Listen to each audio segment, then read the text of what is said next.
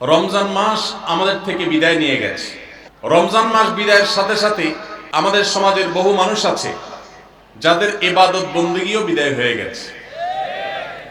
আমরা অনেকে রমজান মাস শেষ হওয়ার পর মাথার টুপিটা খুলে ভাঁজ করে এমন ভাবে রেখে দিয়েছি যেন আবার আগামী বছর রমজান আসলে সেই টুপি খুলে আমরা মাথায় দেব। আমাদের কি শুধু ইবাদত বন্দেগী রমজানেই করা দরকার, না রমজানের পরেও করতে হবে? কতদিন পর্যন্ত আমাদের ইবাদত বন্দেগী নেকামল চলা উচিত এ সম্পর্কে কোরআনে কারিমে আল্লাহ রাব্বুল আলামিন বলেন, ওয়া'বুদ রাব্বাকা হাত্তা ইয়াতিয়াকাল ইয়াকিন। তুমি তোমার রবের ইবাদত করতে থাকো। কতদিন? ঈদুল ফিতরের চাঁদ দেখার আগ পর্যন্ত। কি বলেন? ঈদুল ফিতরের চাঁদ ওঠার আগ পর্যন্ত ইবাদত করো, এরকম কিছু? আল্লাহ বলেছেন, ওয়া'বুদ রাব্বাকা হাত্তা ইয়াতিয়াকাল ইয়াকিন। তোমার মৃত্যু আসার আগ পর্যন্ত তোমার রবের ইবাদত তুমি কন্টিনিউ করতে থাকো, নিয়মিত করতে থাকো, ইবাদতের ধারাকে অব্যাহত রাখো। ইবাদত থামাবে না মৃত্যু আসার আগ পর্যন্ত। ইবাদত কতদিন চলবে? মৃত্যু আসার আগ পর্যন্ত। আমরা যারা রমজানের মৌসুমী মুসল্লি হয়েছি, রমজানের পরে আর মসজিদের দিকে আমাদেরকে আসতে দেখা যায় না। আমরা যারা রমজানের দান সাদেকা করেছি, রমজানের পরে আর আমাদের দান সাদেকা করতে দেখা যায় না। আমরা যারা রমজানে কোরআন তেলাওয়াত করেছি, তারাবির নামাজে কোরআন শ্রবণ করেছি, শুনেছি, রমজান চলে যাওয়ার পরে কোরআন আর ছুঁয়ে দেখা, স্পর্শ করার তৌফিক সুযোগ আমাদের যাদের হয় না, প্রিয় ভাইরা আমার, আমাদের জন্য অত্যন্ত ভয়াবহ একটা বার্তা আছে। সে বার্তা কি? আল্লাহ রাব্বুল আলামিন কোরআনে হাকিমে ইরশাদ করেছেন তিনি কার আমল ইবাদত কবুল করেন। আমরা যারা রমজানে প্রত্যেকে যার যার সাধ্য অনুযায়ী কম বেশি ভালো কাজ করার চেষ্টা করেছি, রমজানে রোজা রেখেছি, তারাবির নামাজ পড়েছি, কোরআন তেলাওয়াত করেছি, কোরআন তেলাওয়াত শুনেছি, দান সাদেকা করেছি, তাসবিহ তাহলিল করেছি, দোয়া করেছি, রোনাজারি করার চেষ্টা করেছি, যতটুকু তৌফিক হয়েছে ভালো কাজ করার চেষ্টা করেছি। রমজান মাসে যে সমস্ত ভালো কাজ, যে সমস্ত নেকামল আমরা করেছি, এর কোনটা আল্লাহর কাছে কবুল হয়েছে আর কোনটা হয়নি এটা বোঝার বা এটা নিশ্চিতভাবে জানার কোনো উপায় বা সিস্টেম কি আছে? নাই। কিন্তু কোরআনে কারিমের একটি আয়াত থেকে আমরা ধারণা নিতে পারি কাদের আমল ইবাদত আল্লাহর কাছে কবুল হয়েছে। আল্লাহ রাব্বুল আলামিন ইরশাদ করেছেন, ইন্নামা ইয়াতাকাব্বালুল্লাহু মিনাল মুত্তাকিন। আল্লাহ রাব্বুল আলামিন মুত্তাকিদের, আল্লাহ ভীরুদের, যাদের মধ্যে আল্লাহ ভীরুতা অর্জন হয়েছে, যাদের মধ্যে আল্লাহর ভয়ের চেতনা জাগ্রত হয়েছে, সেই চেতনা থেকে যারা আল্লাহর আদেশ নিষেধ অনুযায়ী নিজেকে পরিচালিত করে, তাকওয়া চর্চা করে, মুত্তাকিদের কাতারে যারা নিজেদেরকে শামিল করতে পারে, আল্লাহ রাব্বুল আলামিন বলেছেন আল্লাহ তাআলা তাদেরটাই কবুল করেন। অতএব যদি রমজানের পরেও আপনার মসজিদের আনাগোনা, মসজিদের আসা যাওয়া বলবৎ থাকে, অব্যাহত থাকে, রমজানের পরেও যদি আপনার কোরআন খুলে তেলাওয়াত করার সুযোগ সৌভাগ্য অর্জন হয়, রমজানের পরেও যদি আপনার মাঝে মধ্যে হলেও আল্লাহর কাছে দুহাত তুলে দোয়া করবার তৌফিক হয়, সুযোগ হয়, সামর্থ্য হয়, রমজানে অনেক বেশি দান সাদেকা করেছেন, রমজানের পরে এত বেশি পারেন না, অল্প হলেও দান সাদেকা করার চেষ্টা করেন, তাহলে আপনি আল্লাহর কাছে নিজেকে সেই সৌভাগ্যবান মানুষদের কাতারে শামিল বলে সুধারণা করতে পারেন যাদের রমজানের আমল ইবাদত আল্লাহ তাআলা কবুল করেছেন। আলহামদুলিল্লাহ। প্রিয় ভাইরা, আমাদের আমল ইবাদত কবুল হয়েছে কিনা এটা বোঝার সবচেয়ে বড় মাধ্যম হলো এটি, রমজানের পরেও যদি আমি রমজানের আমল ইবাদতের ধারাকে ধরে রাখতে পারি, অব্যাহত রাখতে পারি, সে আমলগুলো পরিমাণে, ভলিউমে সেরকম করতে না পারলেও অল্প অল্প করে হলেও যদি রমজানের পরে সেগুলোকে আমরা ধরে রাখতে পারি, এখনো মসজিদে যাওয়া আসা থাকে, কোরআনের সাথে সম্পর্ক থাকে, অন্যান্য নেকামলগুলো যদি অল্প অল্প করেও করতে পারি, তাহলে এর মানে হলো এটা আলামত আল্লাহ তাআলা আমার রমজানের ইবাদত কবুল করেছেন, আমাকে মুত্তাকিদের কাতারে শামিল করেছেন। রমজানের পরে এখন গুনাহ করতে গিয়ে বুকটা কাঁপে। আল্লাহ দেখেন যে আল্লাহর ভয়ে রমজানে হারাম থেকে বেঁচে থাকার চেষ্টা করেছি, সে আল্লাহর ভয় এখনো বেঁচে থাকার চেষ্টা করি, হয়তো ততটা পারি না কিন্তু চেষ্টাটা করি, এটুকু যদি করতে পারি তাহলে এইটা একটা আলামত, এটা একটা ইন্ডিকেটর যে আল্লাহ তাআলা আমাদের রমজানের আমল ইবাদত কবুল করেছেন। আল্লাহ আমাদের সবাইকে সেরকম সৌভাগ্যবান মানুষের কাতারে শামিল হওয়ার তৌফিক দান করুন। সম্মানিত ভাইরা, নবী করিম সাল্লাল্লাহু আলাইহি সাল্লাম বলেছেন, আহাব্বুল আমালি ইলাল্লাহি আদওয়ামুহা ওয়া ইন কাল। আল্লাহর কাছে সবচেয়ে প্রিয় আমল, আল্লাহর কাছে সবচেয়ে পছন্দনীয় কাজ, সবচেয়ে আল্লাহর ভালোবাসার কাজ বান্দার, সেই কাজ, যেই ভালো কাজ, যেই ইবাদত, যে আমল বান্দা নিয়মিত করে, পরিমাণে সেটা অল্প হলেও হোক, পরিমাণে অল্প কিন্তু করে নিয়মিত, আল্লাহর কাছে আমলটা বেশি প্রিয় সেই আমলের তুলনায় যে আমল একসাথে অনেক করা হয় কিন্তু পরে আর করার কোনো খবর নেই। কেউ রমজানে কোরআনে কারীম 2 খতম দিয়েছেন, মাশাআল্লাহ, কেউ 3 খতম দিয়েছেন, কিন্তু রমজানের পরে কোরআনে কারীম 3 খতম, 2 খতম, 1 খতম দেয়া তো দূরের কথা, পরবর্তী রমজান পর্যন্ত আর কোরআনটা ছুঁয়ে দেখা হয় না, খুলে পড়া হয় না, তেলাওয়াত করা হয় না, 1 পৃষ্ঠা পড়ার সুযোগ হয় না। তাহলে এই 3 খতম 2 খতমের চাইতে রমজানে কেউ যদি 1 খতম কোরআন দেন অথবা তার চাইতে কমও কোরআন তেলাওয়াত করেন, কিন্তু রমজানের পরে সেই কোরআন দিনে হয়তো 2-5 পারা পড়তে পারেন না, কিন্তু 1 পৃষ্ঠা হইলেও পড়েন, 2 পৃষ্ঠা হইলেও পড়েন, তার দৈনন্দিন রুটিনের মধ্যে কোরআন তেলাওয়াত থাকেই থাকে। আল্লাহর কাছে ওই 3 খতম দেওয়া কোরআন তেলাওয়াতকারীর চাইতে মাত্র 10 পারা কোরআন তেলাওয়াত করেছেন যিনি রমজানে, কিন্তু রমজানের পরেও সেটাকে ধরে রেখেছেন, পরিমাণে অল্প হলেও আল্লাহর কাছে এই দ্বিতীয় ব্যক্তি অনেক বেশি শ্রেয় এবং প্রিয়।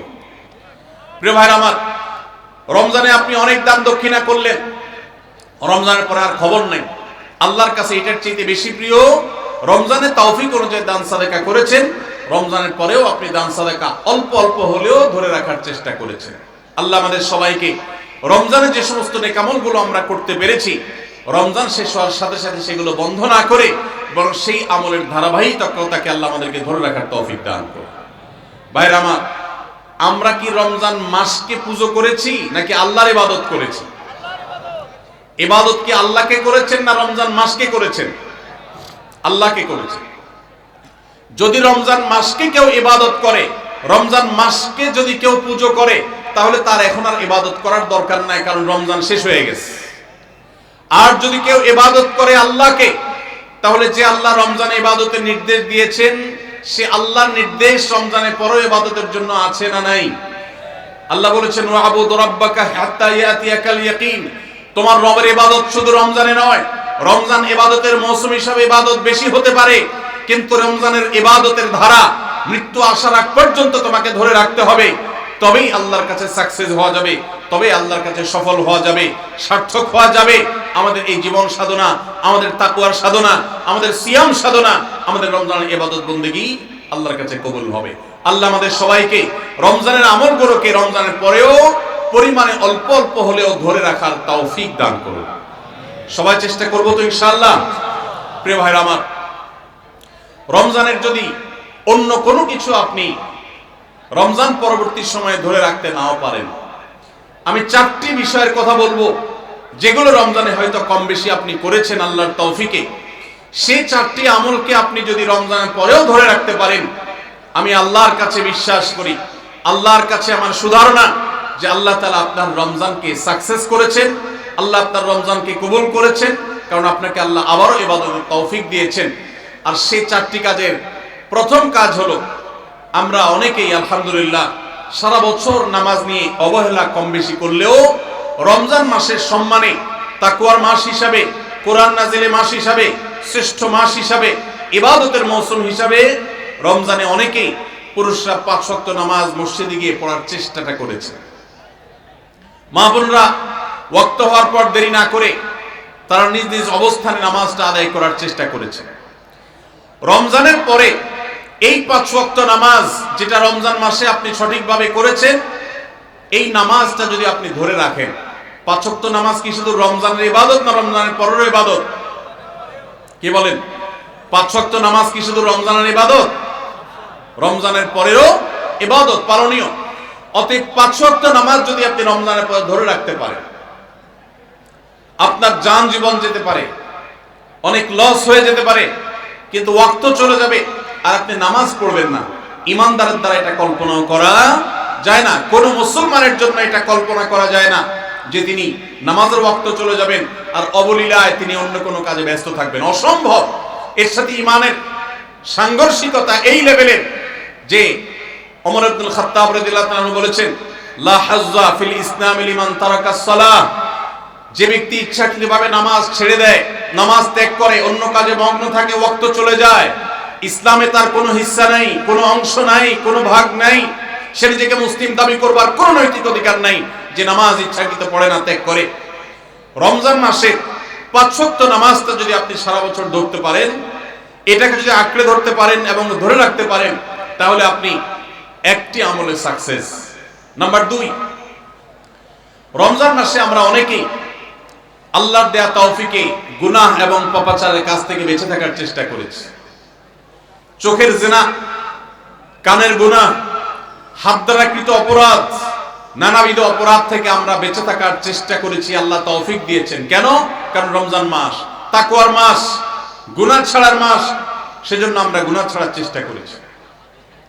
এই যে রমজান মাসে আমরা পাপাচারের কাজ বর্জন করে থাকার চেষ্টা করেছি, রমজানের পরেও যদি এই চেষ্টাটাকে অব্যাহত রাখতে পারি, এটাকে যদি আমরা ধরে রাখতে পারি, ইনশাআল্লাহ আমার রমজান সাধনা সার্থক হয়েছে, আমার রমজান ইবাদত কবুল হয়েছে আল্লাহর কাছে। এটা বুঝার সবচেয়ে বড় আলামত হলো রমজানের পরেও আপনি আমল ইবাদতের পাশাপাশি গুনাহগুলো থেকে বেঁচে থাকার চেষ্টা করছেন।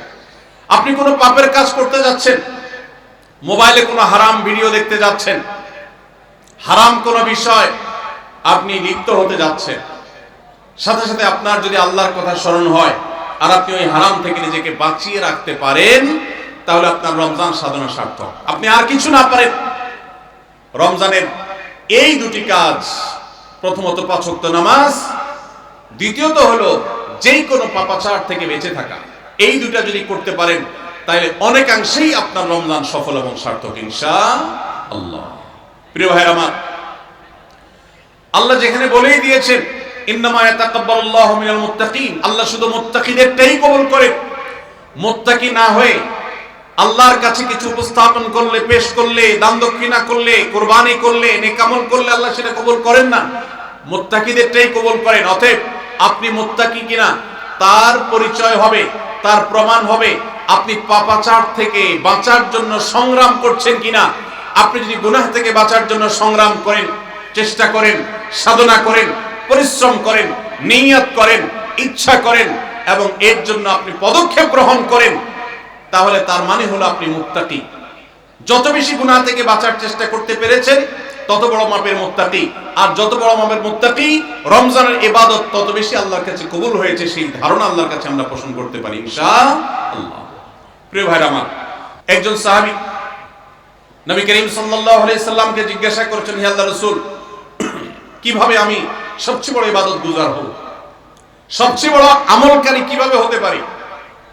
আমাদের কাছে বহু মানুষ কাগজ লিখে পাঠান, চিরকুট লিখে দেন যে হুজুর কোন আমলটা করলে বেশি সওয়াব হবে, আল্লাহ বেশি সন্তুষ্ট হবেন, আল্লাহর ইবাদত বেশি হবে, কোন আমলটা করলে?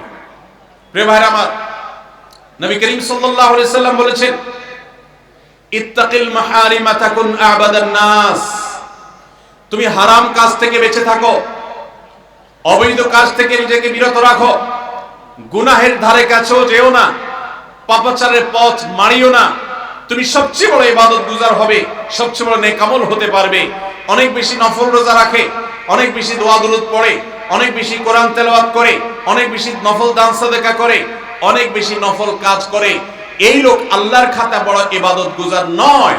আমাদের স্মৃতিতে ইবাদত গুজার বলতে ভেসে ওঠে সারাক্ষণ নামাজেরই ব্রত থাকা মানুষের কথা, আমাদের স্মৃতিতে ভেসে ওঠে ইবাদত গুজার মানে হলো ঘন ঘন নফল রোজা রাখা ব্যক্তির ছবি। আমাদের স্মৃতিতে ইবাদত গুজার বলতে ভেসে ওঠে যে ব্যক্তি অনেক বেশি নফল আমল, জিকির, আজকার ইত্যাদিতে মাশগুল থাকে। অথচ নবীজি বলছেন, ইত্তাকিল মাহারিমা তাকুন আবাদান নাস, তুমি হারাম কাজ থেকে বেঁচে থাকো, সবচেয়ে বড় ইবাদত গুজার হতে পারবে, সবচেয়ে বড় নেক আমল হতে পারবে যদি তুমি হারাম কাজ থেকে বেঁচে থাকতে পারো। ভাইরা আমার, আপনি যদি আপনার দুই ঠোঁট দিয়ে কোনো কটু কথা, অশ্লীল কথা, গালিগালাজ এটা আপনার মুখ দিয়ে যদি বের না হয়, রমজানের আগে হতো, রমজান মাসে আপনি তওবা করেছেন, রমজানের পরেও এই সংগ্রামে আপনি জিতে আছেন, টিকে আছেন, আপনার মুখ দিয়ে কোনো অন্যায় হয় না, তার মানে হলো আপনি মুত্তাকিদের কাতারে শামিল হতে পেরেছেন, আপনি গুনাহ থেকে বাঁচতে পেরেছেন। আপনার আমল দেখা যায় না, কিন্তু এই যে গুনাহ থেকে বাঁচার সংগ্রামে আপনি জিতে গেছেন, আপনি নিজেকে বাঁচিয়ে রাখতে পেরেছেন, এটাই হলো আপনার সফলতা, এটাই হলো আপনার সার্থকতা। আজকাল নফল রোজা, নফল নামাজ, নফল দোয়া দুরূদ, নফল জিকির আজকার, নফল দান সাদকা করা মুসলমানের সংখ্যা কম নয় সমাজে। যেই মুসলমানের অভাব সেটা হলো গুনাহ মুক্ত জীবন গঠন করা মুসলমানের অভাব, মুত্তাকি মানুষের অভাব, গুনাহ মুক্ত মানুষের অভাব। গুনাহ মুক্ত মানুষ পাওয়া যায় না। ভাইরা আমার, আমাদের চেষ্টা করতে হবে আমার হাত এবং মুখ দ্বারা কারো অধিকার খর্ব হবে না, কারোর কষ্ট হবে না। মুসলমান তো বটে, অমুসলমানকেও কোনো কষ্ট আমি দেব না, কারোর অধিকার নষ্ট হবে না, সম্পদে কারো হক আমি নষ্ট করব না। আমি ওয়াজ মাহফিল শুনলাম, দিন কি দিন শুনলাম, ঘন্টাকে ঘন্টা শুনলাম, শুনতে শুনতে আমি কেঁদে দিলাম। 2 পয়সার কোনো ভ্যালু নাই যদি আমি দোকানদারি করতে গিয়ে কাস্টমারের সাথে 2 নাম্বারি করি, কাস্টমার হয়ে দোকানদারের সাথে 2 নাম্বারি করি, জমির আইল ঠেলাঠেলি করি, আরেকজনের ফসল আমি নিজে তুলে নিয়ে আসি, অন্যায়ভাবে কারোর হক নষ্ট করি, কথা দিয়ে কাউকে কষ্ট দেই, আচরণ দিয়ে কাউকে কষ্ট দেই, কারোর কোনো অধিকার নষ্ট করি, কারোর গীবত শিকায়াত করি, কারোর পেছনে তার সমালোচনা করি, কাউকে নিয়ে ব্যঙ্গ বিদ্রুপ করি, কাউকে আমরা ব্যঙ্গ নামে ডাকি, ফেসবুকে, সোশ্যাল মিডিয়াতে অথবা অফলাইনে অনলাইনে যেই কোনো সেক্টরে, যেই কোনো জায়গাতে, যেই কোনো প্ল্যাটফর্মে এই ধরনের গুনাহের কাজে যদি আপনি লিপ্ত থাকেন, তো আপনার এই শত শত মাহফিল, হাজারো মাহফিল শোনা, মাহফিলে আসা, এটার কোনো মানে হতে পারে না। আল্লাহ আমাদের সবাইকে রমজান মাসে গুনাহ থেকে বাঁচার যে চেষ্টাটুকু আমরা করতাম, রমজানের পরেও সেটাকে আমাদের ধরে রাখার তৌফিক দান করুন। রমজানের পরে গুনাহ থেকে বাঁচার চেষ্টা করব তো ইনশাআল্লাহ। অনেক ভাইরা আছেন অনেক হারাম কাজ করেন নাই, কেন? রমজান মাস, কিন্তু এখন আবার সেটা শুরু করে দিয়েছে। এর মানে হলো আপনার রমজানের ইবাদত কবুল হওয়ার সম্ভাবনা ক্ষীণ, নিশ্চিত তো বলা যাবে না, তবে প্রবল সুধারণা করা যায়, সম্ভাবনা অনেক প্রবল যদি আপনার সেই রমজানের আমলগুলোকে আপনি এখন ধরে রাখতে পারেন। অন্য সব না পারেন, অন্তত আমি 4টা আমলের কথা বলেছি, 5 ওয়াক্ত নামাজ আর সকল প্রকার গুনাহ এটা থেকে বিরত থাকা, আর 3 নম্বর হলো কোরআনে কারীমের তেলাওয়াত। অনেকে আমরা আলহামদুলিল্লাহ কোরআন তেলাওয়াত করেছি রমজানে, কারণ রমজান মাস কোরআন নাজিলের মাস। আমাদের সালাফ পূর্বসূরীরা রমজান মাসে কোরআন হাত থেকে রাখতেন না। আমরা অনেকেই নিজে কোরআন খতম দিয়েছি, যারা খতম দিতে পারেন না একটু হলো তেলাওয়াত করেছেন, তারাবিতে হাফেজ সাহেবের কাছ থেকে তেলাওয়াত শুনেছেন, কোনো না কোনো ভাবে কোরআনের সান্নিধ্যে এসেছেন। দুর্ভাগ্যজনক বাস্তবতা, রমজান চলে যাওয়ার সাথে সাথে আমাদের কোরআনের সাথে সম্পর্ক শেষ হয়ে গেছে, ঠিক না ঠিক? বহু মানুষ আছে কোরআন স্পর্শ করে না, দিনের ভিতরে 2-4 ঘন্টা, 5 ঘন্টা, 6 ঘন্টা সময় পর্যন্ত অনেকে সোশ্যাল মিডিয়াতে ডুবে থাকেন, মোবাইলে ডুবে থাকেন। সারাদিন কোরআনকে স্পর্শ করার জন্য 5টা মিনিট সময় বের হয় না, ঘন্টাকে ঘন্টা কোরআনের পরিবর্তে মোবাইল ফোনকে স্পর্শ করার সময় আমাদের হয়। মনে রাখবেন, আপনার রমজানের আমল ইবাদত সার্থক হবে, সফল হবে, কবুল হওয়ার সম্ভাবনা জোরালো হবে যদি রমজানে যে কোরআন আপনি প্রতিদিন 2-4 পারা তেলাওয়াত করেছেন, এখন 2-4 পারা না পারেন 2-4 পৃষ্ঠা হলেও পড়েন, কিন্তু আপনার দিনের একটা সময় অবশ্যই বরাদ্দ থাকা উচিত কোরআনের জন্য। আজ মুসলিম জাতির যে দুরবস্থা আমরা দেখতে পাচ্ছি, পৃথিবীর পূর্ব থেকে পশ্চিম, উত্তর থেকে দক্ষিণ, চতুর্পাশে আমরা যে হাহাকার দেখতে পাচ্ছি, লাঞ্ছনা দেখতে পাচ্ছি, অপমান দেখতে পাচ্ছি, পরাজয়ের গ্লানি দেখতে পাচ্ছি, মুসলমানদের দুরবস্থার অন্যতম প্রধান কারণ হলো আজ মুসলমান কোরআন থেকে দূরে সরে গেছে। নবী করিম সাল্লাল্লাহু আলাইহি সাল্লাম বলেছেন, ইন্নাল্লাহা ইয়ারফাউ বিহাদাল কিতাবি আকওয়ামা ওয়া ইয়াদাউ বিহি আখারিন।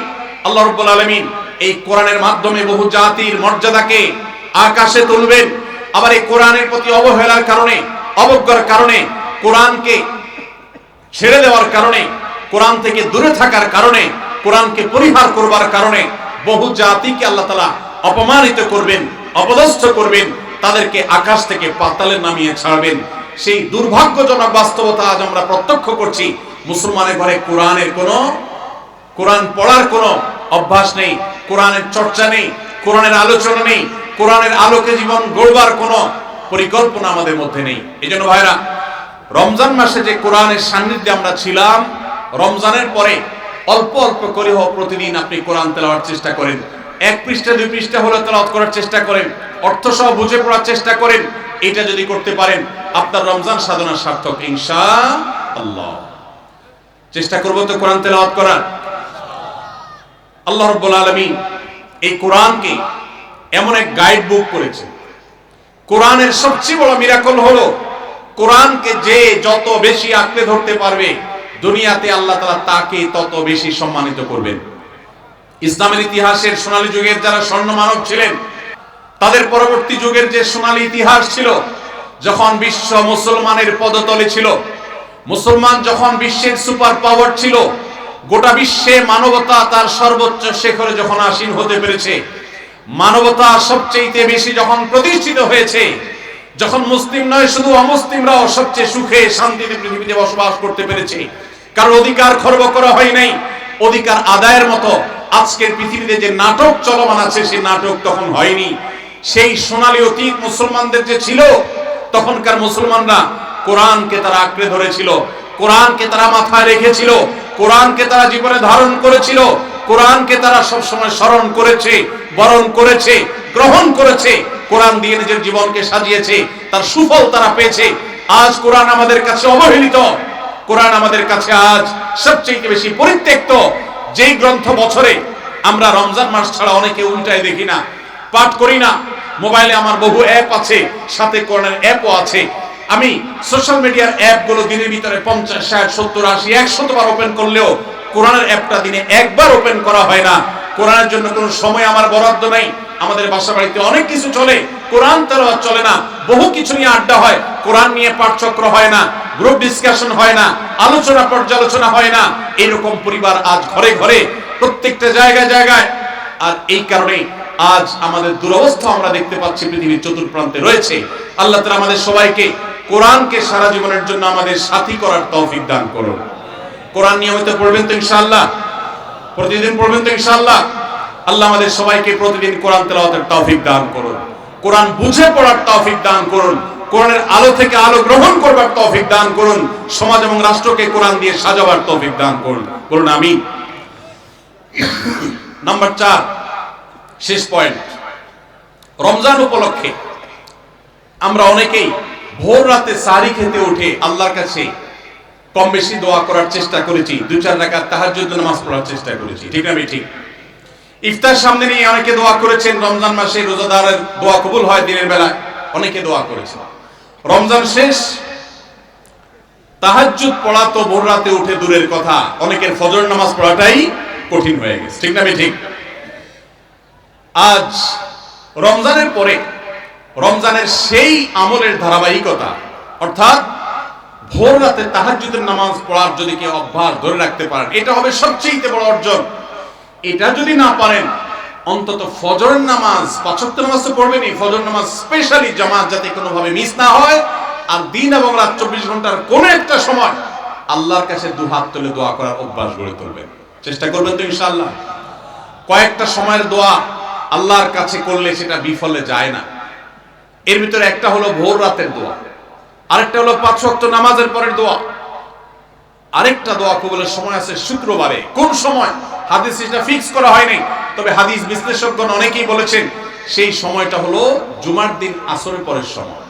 জুমার দিন আসরের পরে সূর্য ডুবার আগ পর্যন্ত আল্লাহর কাছে যদি দোয়ায় মাশগুল থাকেন, বাসা বাড়িতে আছেন, কর্মস্থলে আছেন, রাস্তাঘাটে আছেন, যেখানে যে অবস্থায় আছেন, জুমার দিন শুক্রবার বাদ আসর সূর্য ডুবার আগ পর্যন্ত দোয়া কবুলের মোক্ষম একটা সময়, অসাধ্য সাধন করবার সময়, একেবারে অসম্ভবকে সম্ভব করার সময়, আল্লাহর কাছ থেকে সবকিছু নিজের করার সময়। এই জন্য এই সময়গুলো আমরা মিস করবো না। তো রমজান মাসে দোয়ার অভ্যাসটা যদি রমজানের পরে আপনি ধরে রাখতে পারেন, ব্যাস এনাফ।